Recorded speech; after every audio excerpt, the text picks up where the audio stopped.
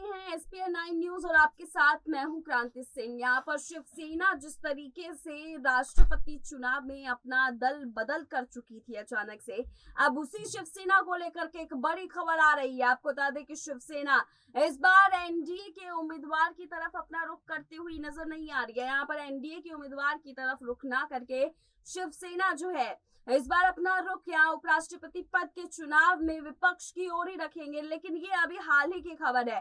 खबर ये भी बनती हुई नजर आ रही है कि यहाँ पर शिवसेना जो है वो लगातार जिस तरीके से अपने दल बदल आखिरी मौकों पर बदल रही है, तो हो सकता है कि उपराष्ट्रपति चुनाव में भी पक्ष की तरफ, सत्ताधारी की तरफ जो है अपना रुख कर सकती है। यहाँ पर उपराष्ट्रपति चुनाव में फिलहाल जो बयान आया है शिवसेना की तरफ से, वो हम आपको बता दें कि शिवसेना ने उपराष्ट्रपति चुनाव में विपक्ष के उम्मीदवार मार्गरेट अल्वा को समर्थन देने का ऐलान किया है।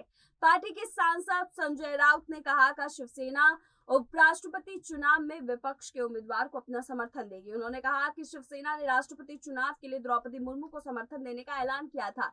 ये किसी भावना में आकर लिया गया फैसला नहीं है।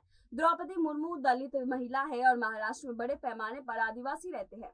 हमारे कई सांसद और विधायक भी आदिवासी है। मुर्मू के साथ भावनाएं जुड़ी है। हमारी पार्टी के नेता भी द्रौपदी मुर्मू से भावनात्मक रूप से जुड़े हुए, इसलिए शिवसेना ने मुर्मू को समर्थन देने का ऐलान किया था। लेकिन उपराष्ट्रपति के चुनाव में हम विपक्ष के उम्मीदवार मार्गरेट अल्वा को अपना वोट देंगे। बता दें कि भाजपा ने जब पश्चिम बंगाल के राज्यपाल जगदीप धनखड़ को उपराष्ट्रपति पद का उम्मीदवार घोषित किया था, तो उसके बाद विपक्ष की भी एक बैठक हुई थी और उपराष्ट्रपति पद के उम्मीदवार के नाम पर चर्चा हुई।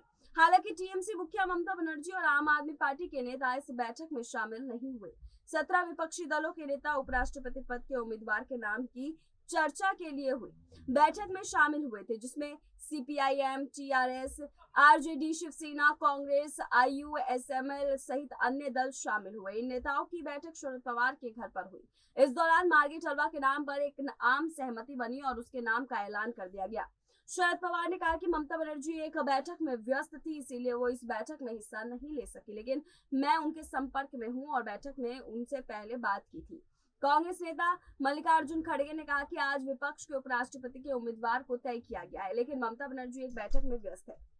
अब देखिए, यहाँ पर तमाम तरह से जो लोग हैं वो सभी के सभी अपनी बातें सामने रख रहे हैं, लेकिन इन तमाम मुद्दों के बीच में आखिरकार खबर ये आ रही है कि क्या यहाँ पर उपराष्ट्रपति चुनाव में विपक्षों की एकजुटता दिखाई देगी? क्या विपक्ष उपराष्ट्रपति चुनाव में एक साथ नजर आएंगे या फिर राष्ट्रपति चुनाव की तरह ही अलग थलग दिखाई देंगे? क्या मार्गरेट अल्वा जो है वो सभी को एकजुट करने में कामयाब रहेंगी? क्या अपने लिए वोट बैंक की जो नीति है मार्गरेट अल्वा अपने लिए बना पाएंगी या नहीं? इस पर सभी की नजर बरकरार है और हम भी तमाम तरह से आपको सभी अपडेट दे रहे हैं। लेकिन इस पूरे मुद्दे पर अगर हम नजर डालें तो यहाँ पर तय है कि आने वाले समय में यहाँ पर एक बड़ा भूचाल उपराष्ट्रपति चुनाव में हमें देखने को मिलेगा।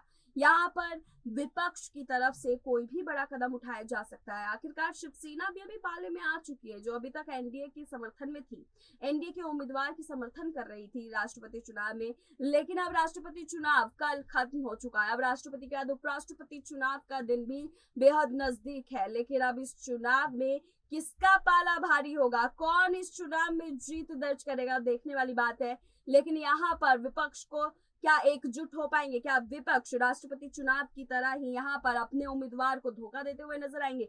इस पर सभी की नजर बरकरार है। हम भी तमाम तरह से नजर रख रहे हैं। फिलहाल ऐसी तमाम अपडेट्स के लिए देखते रहिए एसपीएन 9 न्यूज।